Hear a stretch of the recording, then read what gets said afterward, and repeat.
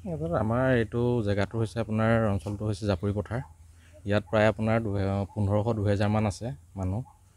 মই আমাৰ বিধায়ক অতুল বৰা ডাঙৰীয়াক এইটোকে আহ্বান জনাব বিচাৰিছোঁ যে তেখেত যোৱা 8 বছৰৰ পৰা ধৰি পেলাই আমাৰ বিধায়ক পদত আছে। তেখেতে যোৱা 8 বছৰৰ পৰা ধৰি পেলাই গভীৰ নিদ্ৰাতেই আছে।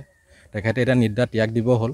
ত্যাগ দি পেলাই নিদ্ৰাৰ পৰা উঠি তেখেতে আহি পেলাই আমাৰ অঞ্চলটোৰ যি ৰাস্তাৰ যি পৰিস্থিতি, দলঙৰ যি পৰিস্থিতি, সেইবিলাক আহি তেখেতে এবাৰ আহি পেলাই চাবহি লাগে।